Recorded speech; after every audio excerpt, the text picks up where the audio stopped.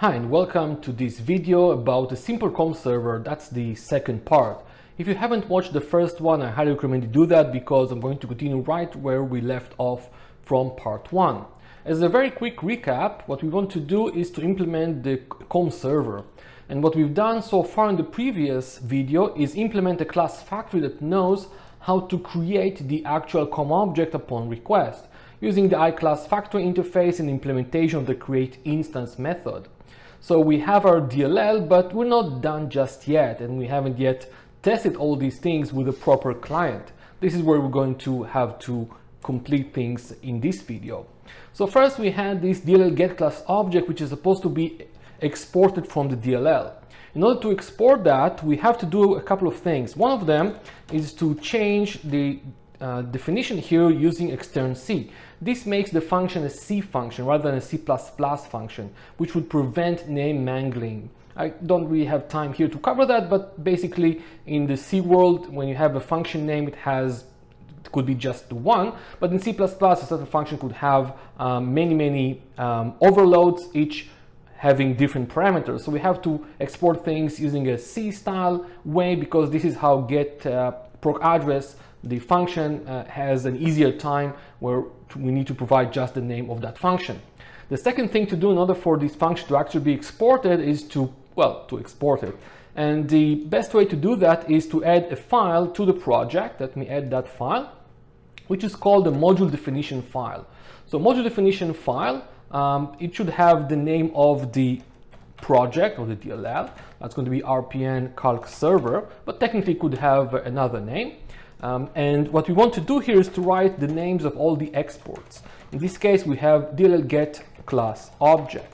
That's the only thing we need to do here to make sure that this is in fact properly exported.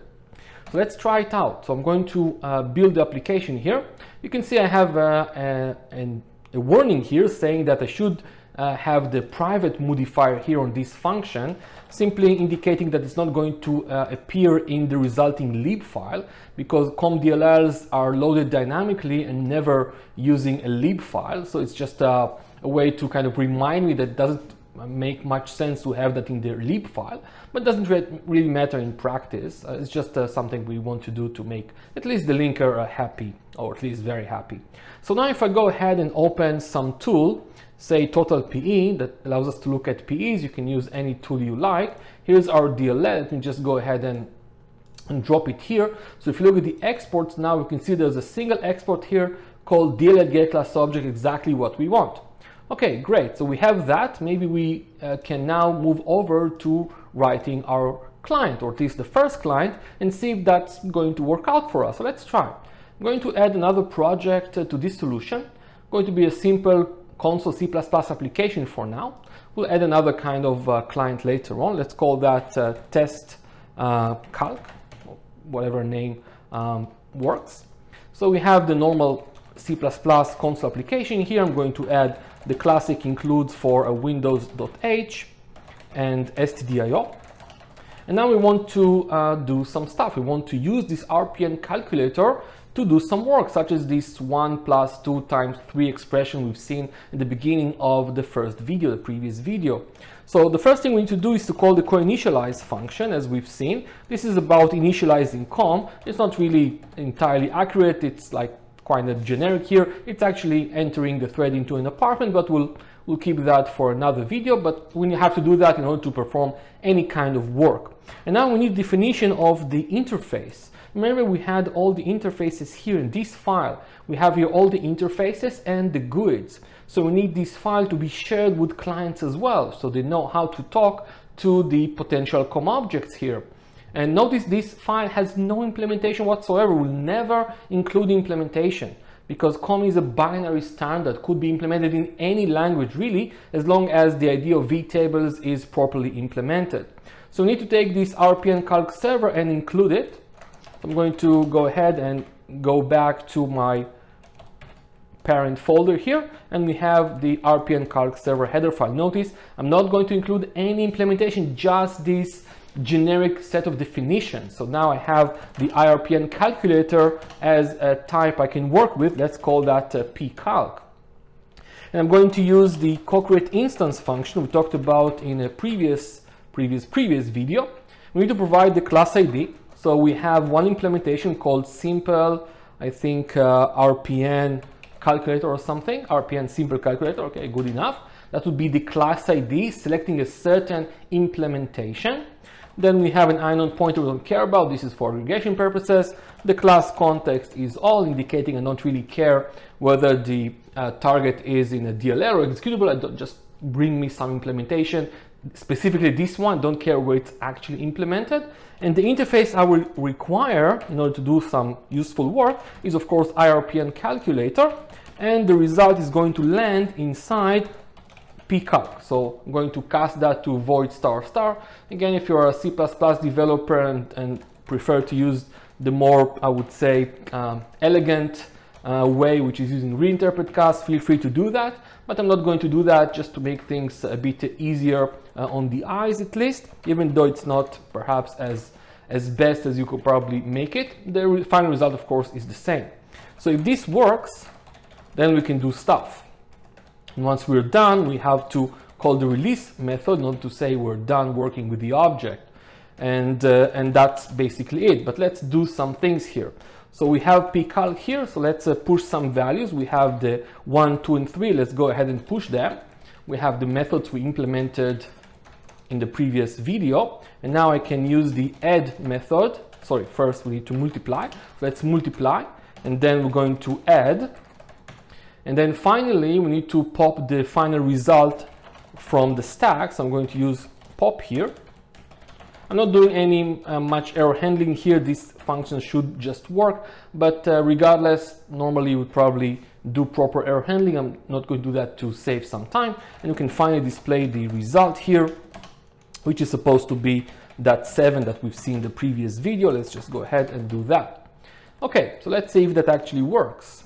I'm going to place a breakpoint here just before co-create instance and make the calculator here, the test calc, as the standard startup project. We can start with that and press F5. I'm pressing F5 and I'm going to land just before calling co-create instance. Let me try to call that. So I'm doing that and it fails. We have an H result here, which is a failure. You can see the H result here is shown. Here showing regdbe class not registered. Basically saying that's not registered, because remember the class ID has to be registered in the registry, but we haven't done anything to make that happen. So really can't really work for us. So what do you need to do here?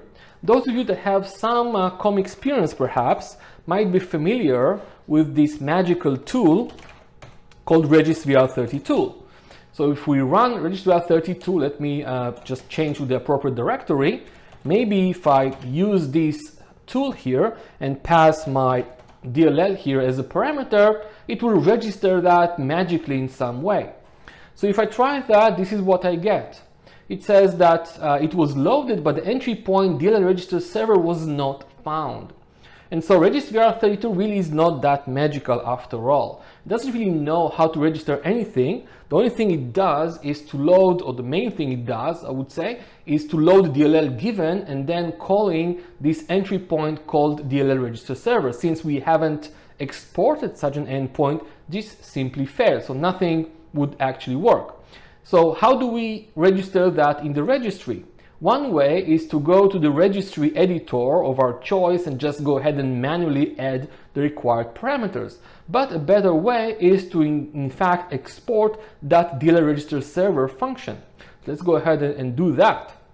So we have one function already exported. Now we can export the second one, which is called DLL register server.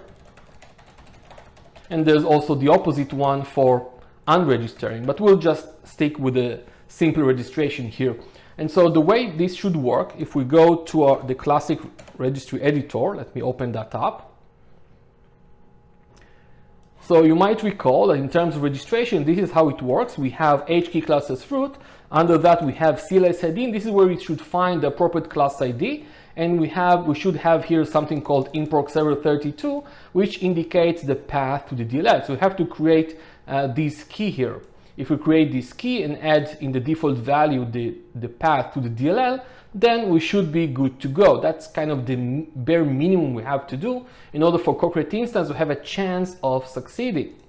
Okay, so let's go ahead and do that. So we need to open a key to the registry. And so the thing is that HKey classes root, when we open that up for write access, in fact, HKey classes root, I've covered that briefly in a different video, is a combination of HKey local machine software classes and HKey current user software classes.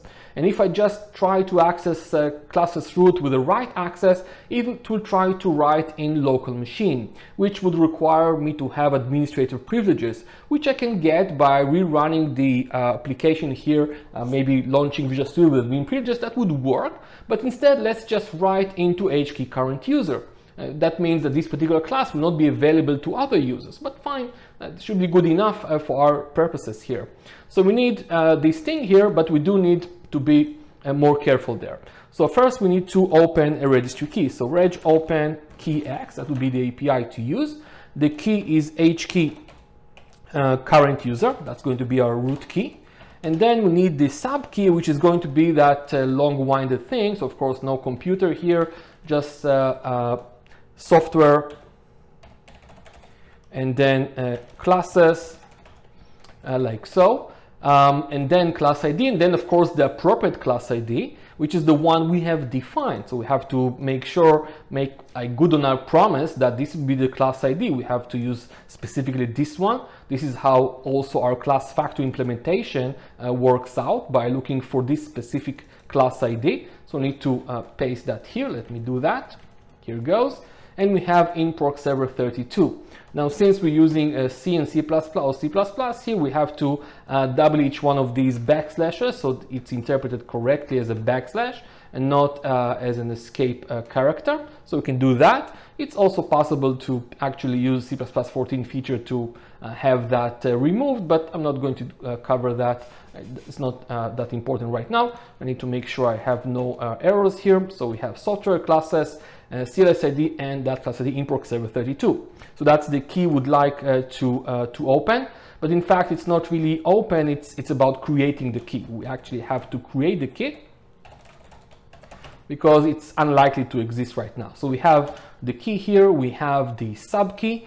The next parameter is reserved, which is always a good thing. Then class is not important, so null. Options, and nothing special here. We just need the key write access here. And then security is not important for our purposes. There's some default provided. And we're going to get a result here under HKey result. And the last parameter is called disposition. It's about giving us information whether the key that we create here was already there to begin with. So in this case, create functions just like open. So we have an error here being returned to us, and just need to look at that. So if error, say, this is going to be the error or success. If it's error success, then everything is fine. If it's something else, then something went wrong and we can't really move on for some reason. So if it's not error success, I'm just going to return hResult from some number, which is the error that we have here. Just to translate that to an hResult, we just changes some bits internally. By the way, this symbol here is just a normal not. It's just that I'm using a font called Cascadia Code that has these ligatures that just draws certain characters differently if they're combined in some way. So this is the normal not in C, C++.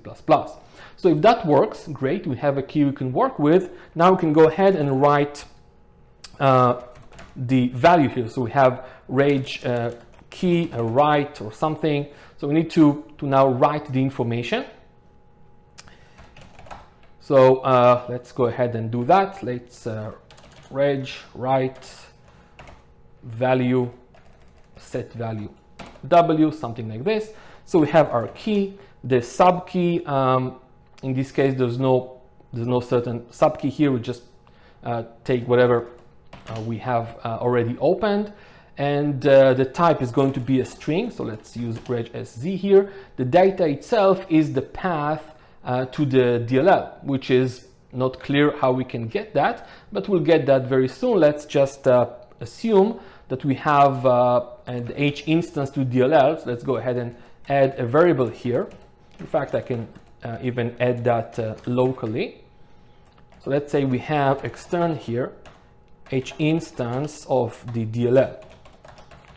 And using this H instance, we can find the path to where the DLL is actually at dynamically without having to commit to a certain path. We can use the function get module file name for this purpose. We're going to provide the hinst DLL here, which of course we haven't properly defined here. We just have an extern in this case. We have the path we have to use. So let's go ahead and create this path here as just an array of characters. That's going to be path. And the number of characters we can take is the number of characters in this path. So I'm going to get the file name, and now we know what we want to write. We want to write this path thing. And in order for the compiler to be happy, it's supposed to be well, in fact, let me just do it properly by using the extended function. That's the actual right thing to do. So we have the value name, which is an empty value. Then we have some reserved stuff, which we don't need to provide since it's reserved. Then the type is actually regSZ, so I need to just change the order here. And then we have the actual data. So it's just a pointer to a byte, really just a way to make the compiler happy. And the number of bytes we need here is of course the length of the string.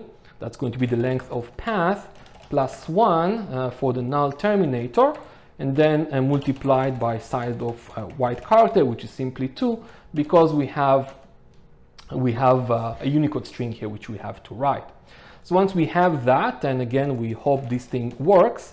If it doesn't work, then we're in a bad shape and we just can get out of here, but it really should work unless something really terrible is happening, and essentially we're done.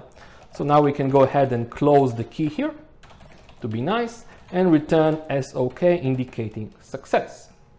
Okay, so that's almost going to work out. At least we don't have this variable just yet, so let's go ahead and create it. So the thing is that we need the handle to the DLL module, which is in essence the virtual address it is loaded into the target process where it's actually loaded right now. And so the way to get that is using DLL main, because DLL main has that already, has that information here for us. So it's just a matter of just taking that information and storing it for later use. So this is exactly what I'm doing here. I'm just taking the handle and putting that in my global variable here, so I can use that later on anytime I need it. And just need to do that once when the DLL is being attached, that is loaded into the target process. So now this should resolve just fine. Well, it should. So we have H instance. Let's see what the problem is. So I probably inst DLL, make sure the name is correct. It's supposed to be fine. So we have that. Let's make sure. So we have to take it out of the extern C probably. So that's not too bad, we can do that.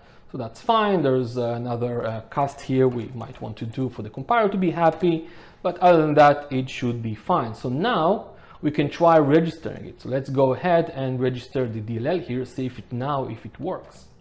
And as you can see here, it doesn't work just yet, and that's because we forgot, well, I forgot to add that here to make it actually exported. So now it's truly exported out of the DLL. We can test that very easily. Again, there's the private warning, which is not very important. But if I go back to my total PE here and look at the file again, we now have 2 exports here. Register server is one of them. So now that we have that, registration should succeed. Let's try it. And now it succeeds. Well, the only thing that really succeeds is that it returns SOK. That's the only thing registry32 cares about. Now let's find this value in the registry, see if it actually is in the correct location. So we have this thing to look out for, this little GUID here. So let's go ahead and find it. So we can go now to HKey classes root or go directly to current user. That both of them would work just fine, at least should. Let's go ahead and find it. Going to Control F and then paste in the GUID, and indeed it is here. And you can see it points to where our DLL is in the file system, which means now we have a fighting chance. So now that this is registered, we don't have to do that again. We just need to do that once. And now we can go back to our client application, see if that works out. So I'm going to press F5 here to run this. Let's see. And now it works. That's SOK. And we have pcal here. We have the pointer to the object. You can see that our RPN calculator has this stack with the 0 items. And now we can do things like normally. For example, I can use F11 to step into push. Here's our push implementation, where n in this case is 1. We're pushing 1 onto the stack. Of course, that's the first time we're actually testing that. Maybe that doesn't work very well, but we'll see. So now I'm going to push another one, and then use the mul function. So we call mul looking at the stack. Stack now has 3 items as we expect. And so we have these items here, 1, 2, and 3 in fact. And so if I go ahead and pop 2 items, we're going to pop the 2 and the 3. So here's the 3, here's the 2. And then we're going to push back 6, the multiplication of those values. Now I'm going to do add. So here's add. We have 2 items on the stack here. So the first one I'm going to push, pop back, is going to be the 6, and then the 1. And then we're going to push back the sum. And then we're going to pop the final result, which is, as we expect, to be 7. And essentially we're done. We're calling release. Notice what happens. I'm going to press F11 now. And we're going to get to release. And you can see the ref count is exactly 1. So once we decrement that, it's now 0. And that means delete this is going to destroy the object. And now the object is gone. In fact, you can see that in debug mode, the memory becomes garbage, which helps detect bad pointers. And of course, return 0 here, indicating the object is dead. And we're done.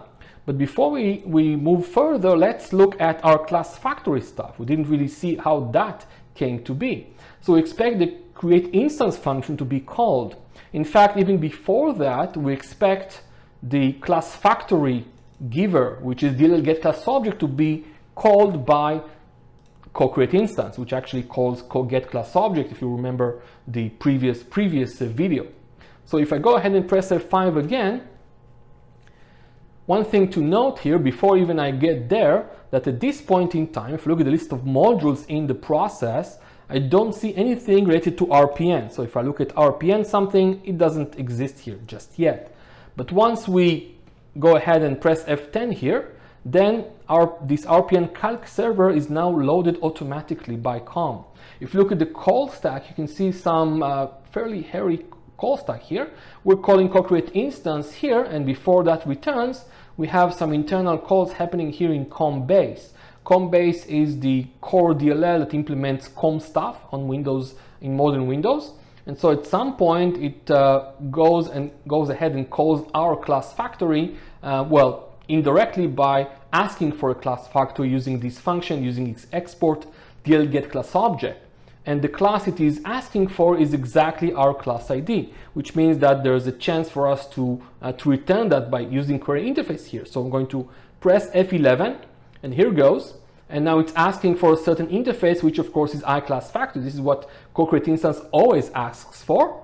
And of course we support that, so we can definitely return that as part of this PPV object, the indirect pointer, and then we can exit that. And the next time we're going to get a call is to the create instance implementation, because now iClass factory is being returned to co-create instance. It will call now the create instance method on the iClass factory interface. So we get to create instance right here. This is where our job is to create the actual object and return this particular interface if it is indeed supported. So this particular interface ID, you can see it right here, should be the same one we're asking for, which is this one, the interface for RPN calculator, which is implemented or happens to be implemented by our RPN simple calculator. So going back here, we're creating the actual object. So we're doing a new here, the object is being created. Now the ref count is 1, and I've added that in the comments, but you can see that indeed the ref count is 1. And then query interface, let me press F11 again to step into that. You can see that it's going to ask for this interface, which is supposed to be this one, so we're supposed to support it, and we do. So we put our pointer back in the result, which is here, and then we call add ref to increment the reference count to 2. So now the reference count is 2. We can see that by looking at this, for instance. We can see now reference count is 2, and going out again. And now we have that release call that would either decrement to 1 or destroy the object if the interface is not supported. In this case, the interface was supported, so it decrements that to 1, which is exactly what you want, and return back to the caller. So in this case, when we want to go back, we have just assembly. We don't have, we can look at the assembly if you care about these things, but for now we can just go ahead and use Shift F11 and go back, or just use here. We can use right click here and run to cursor or something like that. So we can just go over all these things in one swoop. And going back to our source code here, and now corporate instance is done and our pointer here is ready to go. So this just shows you all the stuff that we talked about and I've shown you on the slide. This is exactly what is happening. I recommend you do exactly the same thing. Put breakpoints and see what is happening every step of the way. Now the last thing I want to demonstrate in this video is how to create another kind of client. Remember that COM is a binary standard, which means that I can implement it in any language that I see fit, and also the client can be anyone technically that understands vtables and know how to use COM stuff. So maybe we can create another kind of client. Let's go with something like .NET. Let's create a .NET application here. So I'm going to create a very simple .NET application, if I can find the appropriate template here without having to do lots of searching. But I have to do, here goes. So I'm going to create a C# console application. Let's call that test managed for .NET, but doesn't really matter how we call it, of course. And so I'm going to create this project, and currently it's a very standard, boring project with the main function here in C#. And so what I want to do, I want to call corporate instance, but I don't actually have to call the native, the unmanaged API directly, because .NET provides proper wrappers if I do things correctly. The first thing I can do is to create a class here called simple or RPN calc. I can call it whatever I want, nobody really cares. The important part is to have here a COM import attribute, and I have to provide a GUID here, and that GUID is supposed to be the class ID. So I just need to copy that from my main header file here, because .NET can't read this header file. .NET doesn't know how to read C or C++ header files, so I need to kind of feed it this information differently. And I'll talk about that momentarily in more detail after I'm done with this demonstration. So let's try that first. So we have this class, and this class has no implementation. There's no meaning to that, because this COM import thing tells .NET this is a COM class. We don't expect to have an implementation. It just says, just look for this particular class ID. And then we have the same kind of problem, but this time with the interface. So again, we can call it whatever we want. The important part is that it has the appropriate GUID. So for the interface, we have to do something well, similar, because we're talking about some interface here. So we have to, first, we're going to have a GUID, of course, as well, just like previously. So let's go ahead and add that. In this case, that's the GUID for the interface, like so. So I'm going to add that. But we also have to tell .NET that this is an interface. And so, and we have to provide the interface type. And the interface type here is the one that derives from IUnknown, because there could be other options such as deriving from iDispatch and things like that, which are not in scope for this video. So I have this interface type here, and hopefully that would be good enough. Although interface type is, it should be good enough. We'll see. If something goes wrong, then the compiler will let me know. Now, the other thing that is important here, of course, which is critical, is to define the methods. So with this attribute saying this is an IUnknown based interface, I don't have to define the IUnknown stuff. This is defined automatically by the .NET runtime. I just need to define the other methods, but I have to do that in a way that makes sense to C#. So if I just go ahead and copy paste them, let me start with that. So I'm going to do that because I need to start somewhere, and it's important to have the methods in exactly the same vtable order, which means I have to write them in exactly the same order and just start making some changes. So first thing, I'm going to remove all these virtual and stuff and just change that to void first. And that's because by default, the H result is actually going to be hidden by .NET and exposed if something goes wrong as an exception. I'm going to remove all that, because this is not how you write interfaces in C#. But there are a few things here which are not still going to compile for us. One thing is this address star, that's not going to work out. So in fact, with pop, we can try returning integer directly and having no parameter here. This is something that .NET would provide for us. Same goes with isEmpty. The point here is to make sure that indeed we have the correct order there. And so once we have these definitions, there is a chance for this to work. I can't guarantee just yet, but at least we can try. So now in the main function, what are we supposed to do? So I can define RPN calc here. Let's call that calc. And I can use new here, the normal sort of new in C#. But in fact, because RPN calc itself, that is this RPN calc, that is the class, is a COM import class, then new actually calls corporate instance behind the scenes. In fact, I can I can do that, and I might need to do here something like a cast, because normally the C# compiler will say, this class doesn't implement this interface, so how come you want to do that new thing? That can't really work. But if I cast this actually is like a query interface at runtime. So I have to do that at least for the compiler to be happy. If you want, you can just use a var here for C# to make it slightly, perhaps less verbose. And if that fails, we'll get an exception. So technically, I should probably wrap that in a try catch, and there's a class called COM_exception, which is going to be the one that's going to be raised by the .NET runtime if something goes bad, if any kind of H result would not work. And so we can look at the error there, and we can have the error code, which is the actual H result, or we can just display EX, which is provide to us the message or the description of the error, if that is available in some way. So if that works fine, then we have now our ability to do the same kind of stuff. So I can do a push here and a push, another push. Let's try to mimic the same code as we've done in C++. And then we need to call mul, and then we're going to call add.